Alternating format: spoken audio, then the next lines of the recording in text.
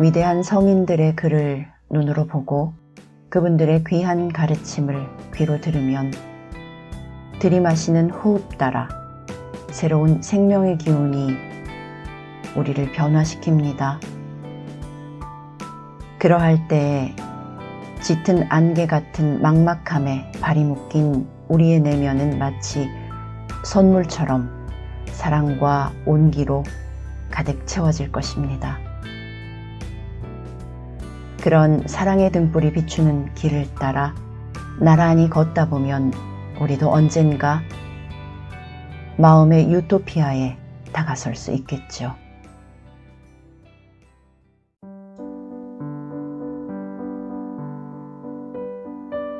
안녕하세요. 대바의 서재입니다. 완전함에 이르는 길은 참으로 어렵고도 어렵습니다.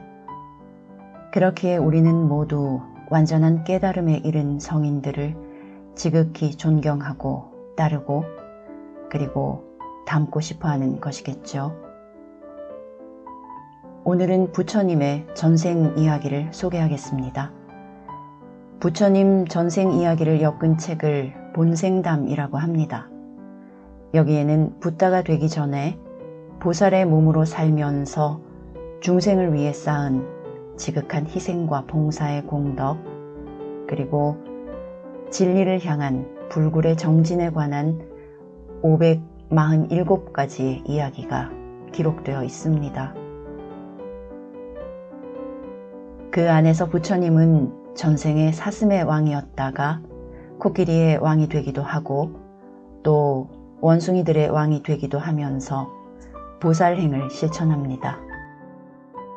이 설화 같은 이야기들이 사실인지 아닌지의 여부를 떠나 이러한 마음이 보살의 마음이고 이것이 완성에 이른 것이 붓다의 마음이라는 것을 깨닫게 하는 것이 본생담이 전하는 귀한 가치일 것입니다.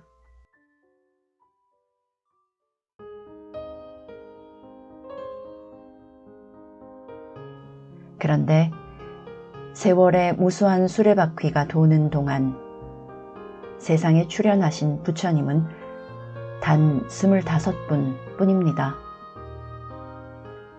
우주가 몇 번씩 생성소멸하는 동안 한 분의 부처님이 나올까 말까 할 정도이니 부처되기 어렵고 부처님 가르침이 있는 시대에 태어나기 매우 어렵다는 말이 가슴 깊이 와닿습니다. 그동안 국내에서 출판된 부처님의 생애 이야기는 거의 대부분 외국인 저작에 대한 번역본이 주류를 이루고 있습니다.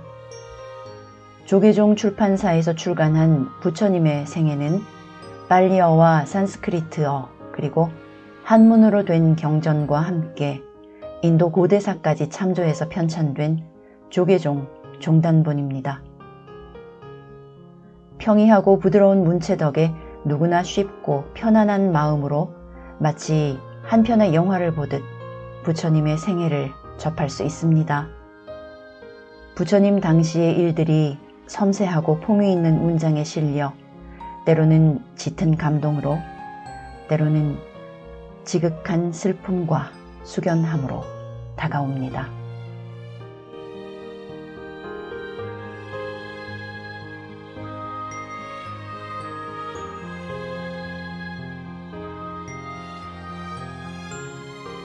우주가 생성되고 파괴되기를 91차례나 거듭하기 이전에 데와와띠라는 풍요로운 도시가 있었다. 데와와띠는 온갖 새들의 노랫소리와 음악소리, 음식을 조리하고 권하는 소리들로 활기찼다. 바라문 청년 수메다는 그 도시에 살았다. 그의 집 곳간에는 곡식과 보석이 넘쳤다. 남달리 총명했던 그는 일찍이 스승을 따라 3가지 배달을 배워 통달하고 천문학과 역사학 등 다양한 학문들도 익혔다. 그의 너그러운 인품과 넓은 학식과 유창한 언변에 스승과 동료들은 늘 자랑스러워하며 칭찬과 기대를 아끼지 않았다. 어느 날 수메다는 깊은 생각에 잠겼다. 세상의 모든 학문으로 얻을 수 있는 즐거움은 많다. 하지만 그 즐거움들은 쉽게 부서지고 오래 지키기 어렵다. 사람들은 무엇으로도 늙음과 질병과 죽음을 피할 수 없다. 언제 닥칠지 모를 두렵고 무서운 이 현실에서 벗어날 방법은 없는가? 한 발 물러나 바라보니 세상의 기쁨과 즐거움은 슬픔과 두려움을 감춘 가면이나 다름없었다. 드넓은 바다라도 항해할 것처럼 당당하게 돛을 올리지만 9구멍으로 쉴 새 없이 오물이 흐르는 사람의 몸은 구멍 뚫린 배처럼 허술하기 짝이 없었다. 평온하고 화사한 웃음을 지어 보이지만 정작 마음속은 도적과 함께 길을 가는 사람과 같았다. 세상은 병들어 있었다. 놀랍게도 사람들은 고통으로 신음하면서도 벗어나려고 하지 않았다. 이 병을 치유할 의사는 없는가? 병이 있다면 그 병을 치유할 방법도 있으리라. 모든 고통에서 벗어난 안온한 세계는 없는 것인가? 길이 있으리라. 아니, 있어야만 하리라. 나는 그 길을 찾으리라. 수메다는 자기 몫의 재산을 가족과 친지, 이웃들에게 나눠주고 길을 떠났다. 세상의 학문으로는 해결하지 못한 문제를 풀기 위해 눈 덮인 깊은 산속으로 향했다. 그리하여 세상의 학문을 배웠다. 수메다의 몸과 마음은 나날이 가볍고 맑아졌다. 그러던 어느 날 어머니의 병환이 깊어졌다는 소식이 전해졌다. 수메다는 스승께 말씀드렸다. 스승님께 배워야 할 것이 아직 많지만 제 욕심만 차리기엔 하늘보다 무거운 어머니의 은혜를 저버릴 수 없습니다. 스승은 자애롭게 격려하였다. 너의 지혜와 재주라면 반드시 세상에 쓸모가 있을 것이다. 교화를 펼쳐 세상을 이롭게 하고 스스로 행복한 삶을 일구어라. 오랜 세월 동안 자란 긴 머리카락을 묶어 올리고 낡은 사슴 가죽으로 겨우 몸을 가린 수메다의 행색은 초라했다. 추위와 배고픔을 견디고 세상 사람들의 곱지 않은 시선까지 받아야 하는 귀한 길은 멀고 힘들었다. 따가운 햇살 아래 발걸음을 재촉하던 어느 날 수메다는 바라문들의 열띤 토론을 보았다. 그들은 높은 단을 마련하고서 사람들의 질문에 만족할 만한 대답을 하는 이에겐 은전을 한 입씩 주기로 하고 논쟁을 벌이고 있었다. 다들 몇 마디의 질문을 배겨내지 못하고 차례차례 단을 내려왔다. 그 모습을 지켜보던 수메다가 다가갔다. 저 역시 바라문의 아들입니다. 여러분의 논쟁에 참여해도 되겠습니까? 단 위에 오른 수메다가 낡은 사슴가죽 옷을 여미었다. 하나를 물으면 열을 대답하고 잎을 물으면 가지와 뿌리까지 설명하는 수메다의 언변에 바라문들은 경탄을 금치 못하였다. 수메다는 500냥의 은전을 받았다. 길을 가던 수메다는 가슴 아픈 장면들을 목격했다. 병들어 고통받는 사람은 어느 한 사람만이 아니었다. 굶주림에 허덕이고 질병과 전쟁으로 부모와 형제를 잃은 사람들이 거리마다 나와 울부짖고 있었다. 세상은 고통의 수렁이었다. 악마의 얼굴을 한 탐욕스런 자들이 폭력을 휘둘렀다. 그들 앞에서 수메다가 가진 지혜와 능력은 바람에 날리는 먼지에 불과했다. 수많은 사람들의 눈에 맺힌 슬픔과 공포를 수메다는 미어지는 가슴으로 바라보았다. 그러다 와사와띠 왕이 다스리는 빠드마와띠를 지나면서는 평화로운 풍경을 보고 놀랐다. 성 안의 백성들은 기쁨이 가득한 얼굴로 물을 뿌리며 길을 쓸었다. 비단과 꽃으로 장식한 거리는 화려했다. 나라에 무슨 경사라도 있는가 싶어 지나가던 이에게 물었다. 무슨 일이 있습니까? 디팡까라 부처님께서 오늘 우리 성으로 오신답니다. 부처님이라니요? 부처님이 어떤 분입니까? 모르는군요. 부처님은 완전한 지혜와 덕을 성취하신 분입니다. 가장 위대한 스승, 승리자, 세상의 길잡이, 모든 번민과 고통을 넘어선 그분의 말씀은 한마디 한마디가 그대로 법입니다. 그분의 발길이 닿는 곳엔 재앙과 질병이 흔적도 없이 사라진답니다. 그분의 두 발에 예배하고 공양하면 어떤 소원이든 다 이루어진답니다.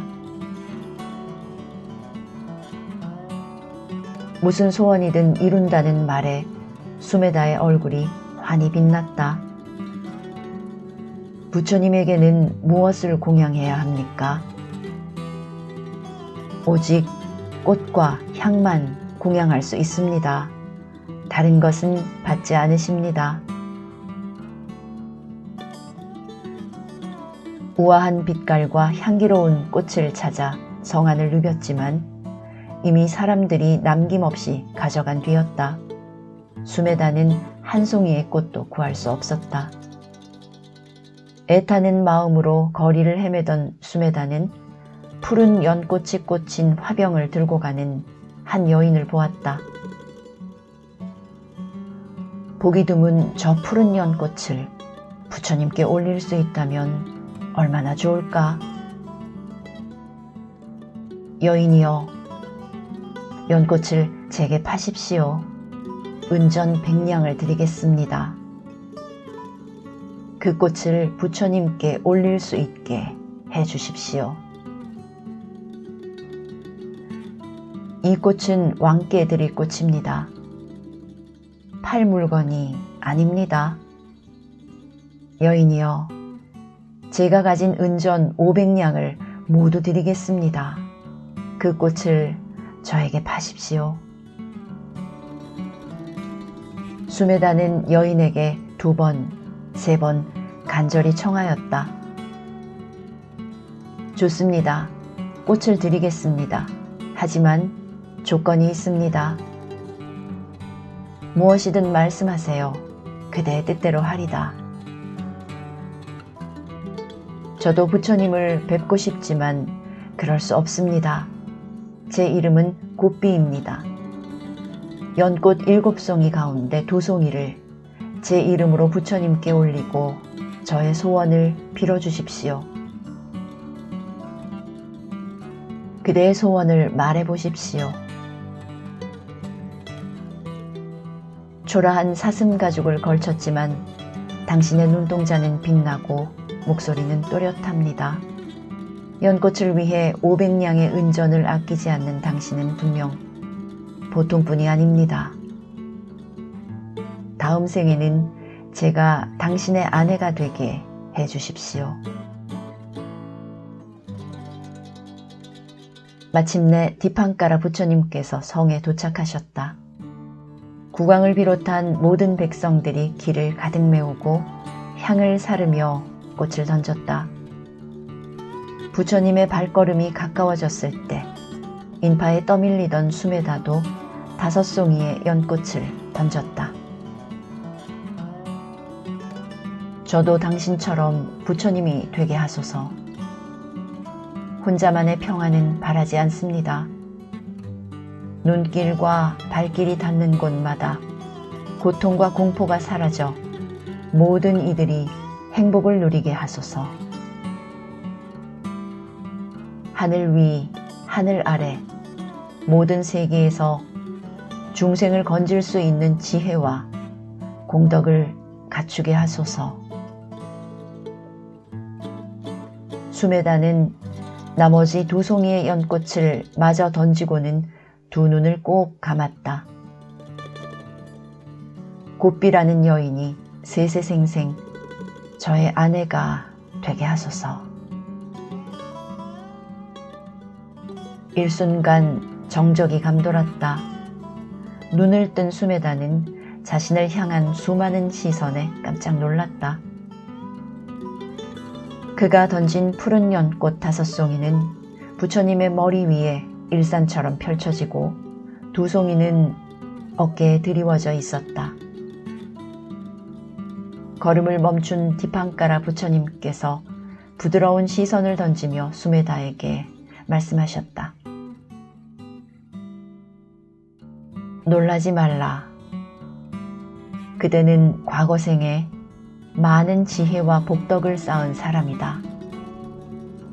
그대는 오랜 세월 자신의 재물을 가난한 이들에게 베풀고 청정한 계율로 자신을 바로 세우며 겸손한 자세로 모욕을 참아내고 올바른 목적을 위해 용맹하게 정진하며 몸과 마음을 고요히 안정시키고 참된 지혜를 얻으려고 끝없이 노력한 사람이다. 그대는 수없는 삶 동안 슬픔에 잠긴 이들을 위로하고 고통에 울부짖는 이들을 돌보며 보낸 사람이다. 그런 까닭에 지금과 같은 일이 일어난 것이다. 수메다는 성스러운 부처님의 2 발에 머리를 조아렸다. 땅이 질척거렸다. 수메다는 곧바로 사슴가죽 옷을 벗어 덮었지만 진흙을 다 가리기에는 부족하였다. 묶었던 머리를 풀어헤쳐 남은 부분을 마저 덮고서 말씀드렸다. 부따께서는 저를 밟고 가소서. 진흙일랑 밟지 마소서.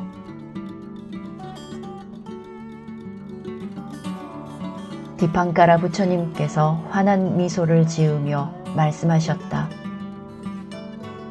백겁의 세월이 흐른 뒤 그대는 사바세계에서 열애가 되어 사kyamuni라 불릴 것이다. 멀어지는 디팡가라 부처님의 뒷모습을 바라보며 수메다는 넘치는 희열을 주체할 수 없어 노래하였다. 부처님은 2 말씀 하지 않으시네. 승리자는 빈 말씀 하지 않으시네. 부처님에게 거짓이란 없으니 나는 반드시 부처님이 되리라.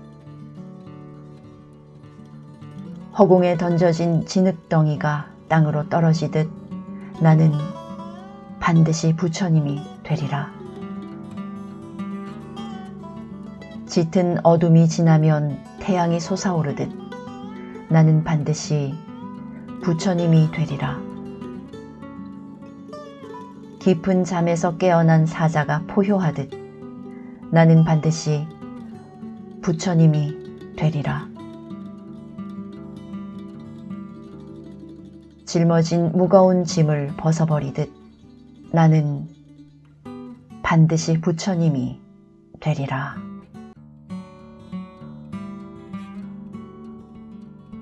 가장 높고 바른 깨달음을 향한 보살의 삶은 시작되었다.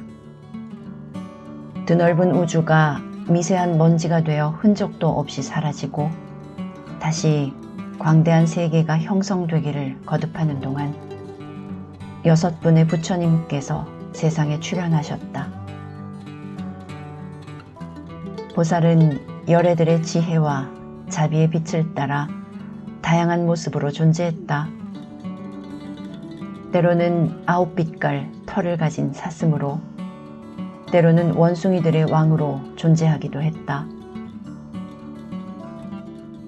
또 어느 때는 진리를 위해 피에 굶주린 나찰에게 몸을 던진 적도 있었고, 굶주린 새끼들을 살리려는 호랑이에게 자신의 몸을 던지기도 했다. 그런 지극한 보살행으로 수메다의 과보는 9겁을 앞당겨 성숙했다.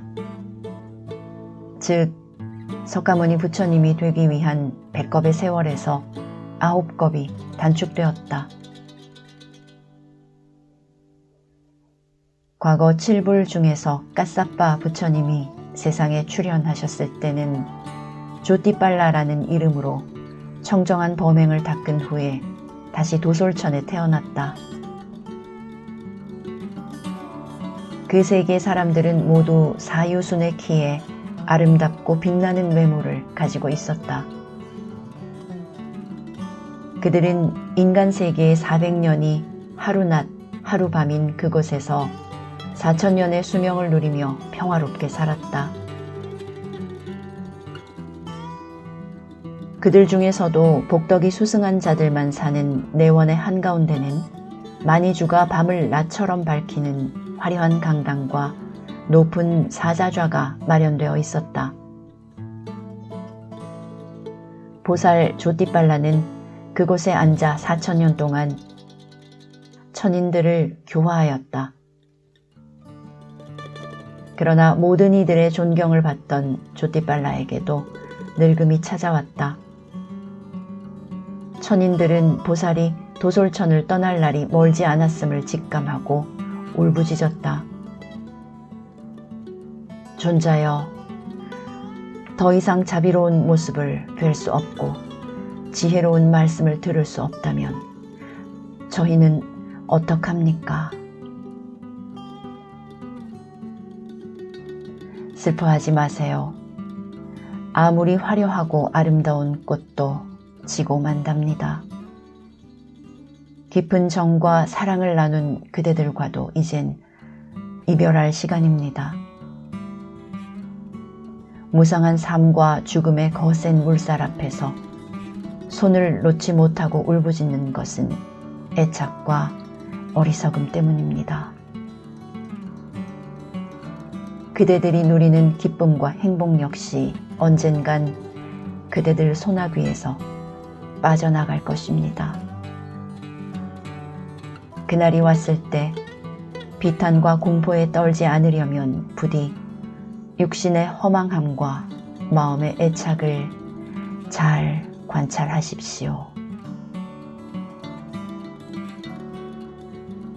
다음 생에 태어날 곳을 정하기 위해 깊은 선정에 들었던 보살 조띠빨라는 도솔천 사람들에게 말하였다. 귀신별의 달이 모습을 감추는 밤, 나는 사끼아족 수또다나 왕이 다스리는 까빌라의 마야 왕비 태에 될 것입니다. 그렇게 해서 기원전 624년 4월 초파일 히말라야의 눈 덮인 다올라기리 산이 멀리 보이는 룸비니 동산에서 부처님께서 태어나셨다. 아버지 수또다나 왕은 아들의 이름을 시타타라고 지었다.